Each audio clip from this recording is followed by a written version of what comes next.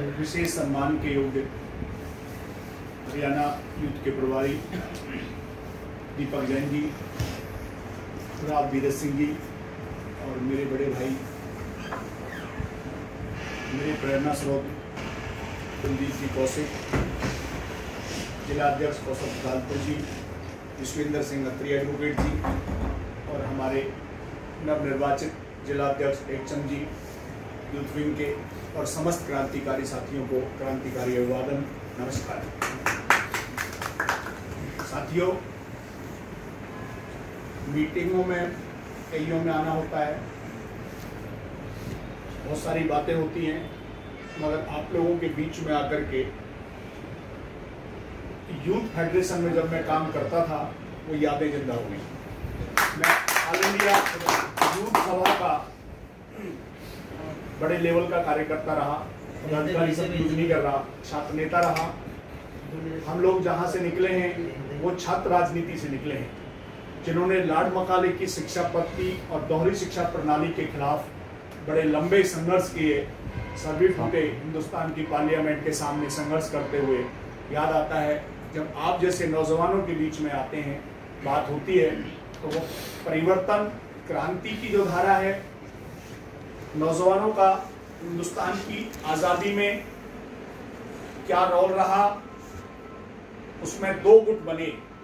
एक गुट था गरम दल और एक था नरम दल। एक नरम दल वाले का कल हमने जन्मदिन मनाया, जयंती मनाई, और एक गरम दल वो था जो कहता था हिंसा में हमारा कोई यकीन नहीं है, हमारा यकीन बदलाव में है। बहरे गूंगे लोगों को सुनाने के लिए धमाकों की जरूरत होती है। जो लोग नरम दल के थे, जो लिबरलवाद के समर्थक थे, जो डिमांड पत्र कांग्रेस का के माध्यम से अंग्रेजों के सामने ले जाते थे, अपनी मांगे रखते थे, और एक वो थे आजादी छीन के ली जाती है। दोनों की विचारधाराओं में जमीन आसमान का अंतर था। वो नौजवान ही थे जिन्होंने कहा था, जब उन्हें आतंकवादी घोषित किया गया, उन्हें हिंदुस्तान की पार्लियामेंट में बम फोड़ने का दोषी ठहराने की कोशिश की गई, तो उन्होंने साफ कहा था, हम चाहते तो ये बम उस जगह भी फोड़ सकते थे जहां सरदार पटेल बैठे थे, नेहरू बैठे थे, और हिंदुस्तान की सीट्स, कांग्रेस कमेटी के सीट्स, उस असेंबली के लोग बैठे थे, पर हमने खाली टेबलों पर बम इसलिए फोड़ा था ताकि बहरों को सुनाने के लिए धमाकों की जरूरत होती है। फिर एक लाइन और कही, आपको लगा होगा कि मैं कहां से घुमा के ला रहा हूं बात को। जब उन्हें कहा गया कि तो हिंसा में यकीन रखने वाले लोग हैं और हम अहिंसक हैं, तो शहीद आजम शहीद भगत सिंह ने एक लाइन कही थी, करोड़ों लोगों की हिफाजत के लिए चंद लोगों की बलि ले लेना हिंसा नहीं बदलाव कहलाता है। जब हमें राइट ऑफ डिटर्मिनेशन, हम कई बार मौलिक अधिकारों के हनन के लिए जाते हैं, हमें पता होता है कि हम करोड़ों जिंदगियों को बचा पाएंगे। जब पायलट क्रैश होने की स्थिति में उसका प्लान होता है तो वो अपने फैसले स्वयं लेता है, फिर किसी की नहीं सुनता, जो उसका दिमाग काम कर रहा होता है। दोस्तों, मेरा आपसे एक आगाज है, एक निवेदन है, एक अपील है, एक गुजारिश है। ये लोग, इन्होंने हमें रास्ता दिखाया, हम भी आपको रास्ता दिखा रहे हैं। इनके बाद की पीढ़ी हम हैं और हमारे बाद की पीढ़ी आप हैं। ये सच है, यूनिवर्सल फैक्ट्स, दुनिया की कोई ताकत इसको नहीं झुठला सकती। परिवर्तन नौजवान ही ला सकता है। हम अपने अनुभव आपके साथ शेयर कर सकते हैं, अपने क्रांति के रास्ते तैयार कर सकते हैं, हम आंदोलन में दिशा दे सकते हैं, दशा दे सकते हैं, आपके लिए फंडिंग ला सकते हैं, पर हमारी शरीर की जो शक्तियां वो कमजोर हो जाती हैं, इसलिए हम आपकी तरफ नजरें दौड़ा करके देखते हैं। क्रांति के लिए हमारे पास कोई जोश की कमी नहीं है। हम में से कोई साथी डायबिटिक हो गया है, किसी साथी को अपनी परिस्थितियों ने घेर लिया है, मगर तुम वो हो जो ये सोचने के लिए मजबूर कर सकते हो लोगों को, एक हमने 1947 से आज तक कमाया, हमारी जमीनें बैंकों के अंदर गिरवी रखी हैं, हमारी जमीनें घट गई, और एक वो वर्ग है जो आज अरबों खरबों-पति हो गया। इस देश का मजदूर रह गया और इस देश का सरमाएदार वो विश्व में नंबर 1 पे आ गया। चौथे, 8वें, 9वें, 10वें नंबर पर उनके वो आ गए। नौजवानों, जब आप लोगों के बीच में जाएं, आप पार्टी का चाल और चरित्र को आप कैसे डिफाइन करेंगे, एक बहुत अहम मुद्दा हो गया है। हम ये नहीं कहते कि हम कोई बहुत बड़ी क्रांति की बात कर रहे हैं, हम कोई औद्योगिक क्रांति की बात कर रहे हैं, कार्ल मार्क्स की तरह रूस की क्रांति की बात कर रहे हैं, फ्रांस की क्रांति की बात कर रहे हैं। हम सिर्फ लोगों को एक बात कहना चाहते हैं, और मैं साथी नौजवान से निवेदन करूंगा, इस बात को आप पार्टी की मैनिफेस्टो में जो यूथ का है उसमें मेरी बात को सामने रखना। साथियों, हम कोई बड़ी क्रांति की बात नहीं कर रहे, हम भी उसी पैटी गुजरदा सिद्धांत पर चल रहे हैं जिस पर कांग्रेस, बीजेपी और सब लोग वोट मांग रहे हैं, हम भी वोट मांग रहे हैं। बताइए हमें उनमें अंतर क्या है? जब लोग आपसे पूछ लें, आपसे तो बहुत बढ़िया बढ़िया लच्छेदार बात करने वाले लोग हैं, जो वो आते यूनाइटेड जनता दल बना, चौधरी देवीलाल में कितनी आस्था थी लोगों की, 36 बिरादरियों के नेता बन गए वो। पर साथियों, तुम्हें लोग वोट क्यों दें? पहले ये बता दो, क्यों तुम्हारे साथ लोग जुड़े? क्यों तुम्हारे पास पूंजी भी नहीं है? बताएं जी। एक मिनट पूछ लूंगा, तू तो रोज मेरे साथ ही रहता है, तेरे से मैं पूछता रहूंगा। तो एक बात समझानी है, इस देश के संविधान के साथ छेड़छाड़ बर्दाश्त नहीं की जा सकती। अगर कोई भी उससे छेड़छाड़ करेगा तो हम लोग रोड पर आ जाएंगे। हमारे नौजवानों के दिल में बस गया है वो आजादी का तरीका। उसमें लिखा था,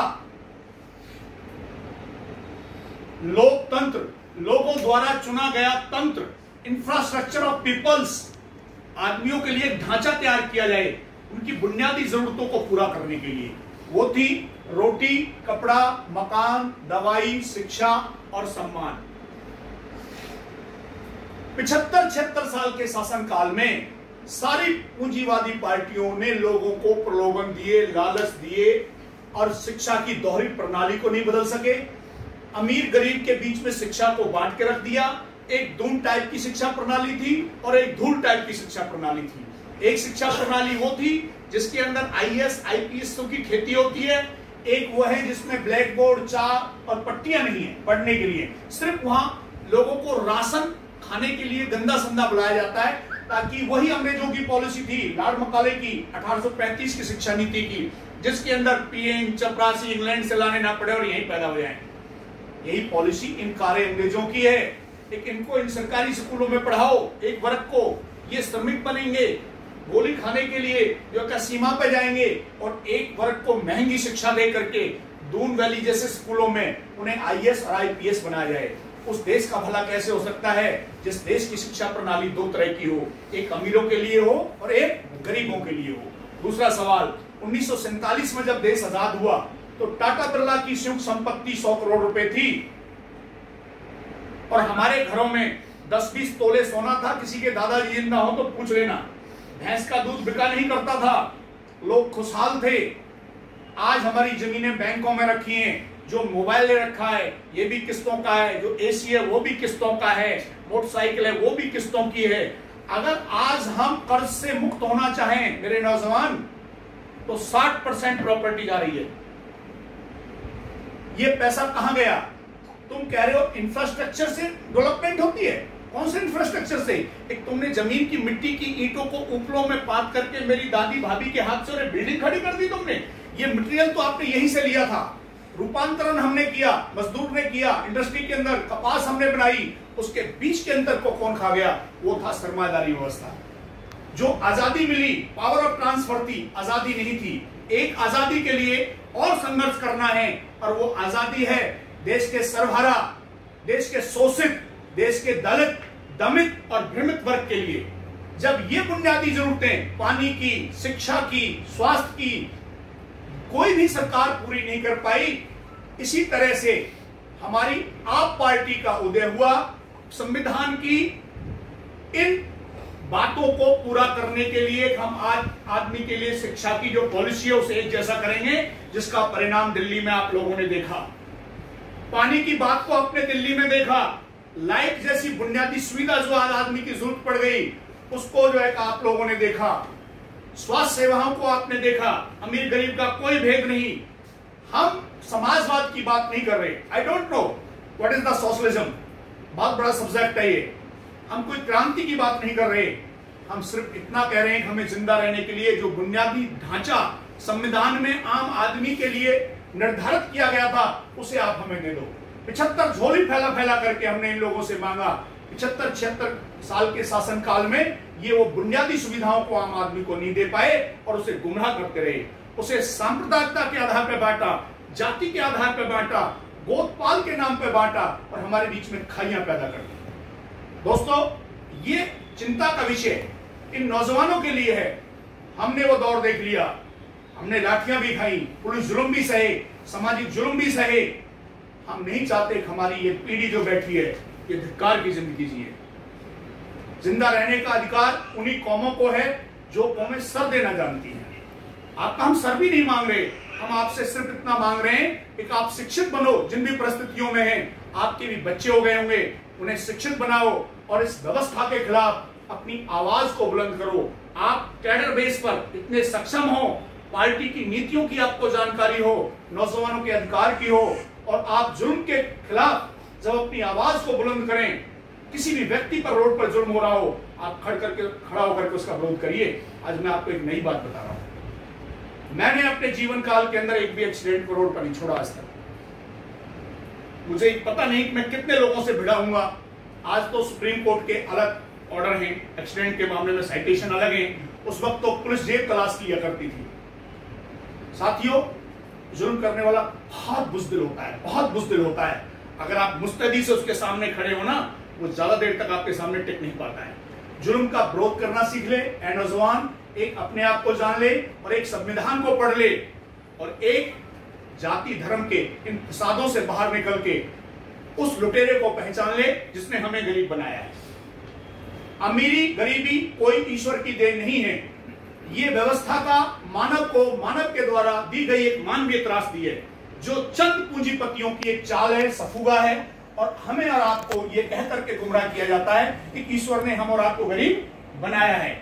आप गरीब नहीं पैदा हुए थे, आप मुफलिसी में बिल्कुल पैदा नहीं हुए होंगे, ये भी मान लेता हूं। आप गरीब पैदा हुए थे, पर दोस्तों ध्यान रखना, अपनी जिंदगी को अभावों में खत्म मत करना, क्योंकि ये व्यवस्था की जिम्मेदारी है वो हमारे लिए रोजगार के अवसर पैदा करे, वो सम्मानजनक तरीके से हमें जीने का अधिकार दे। 2200 कुछ लोग हैं, क्या कोई तरीका है तो संगठन है।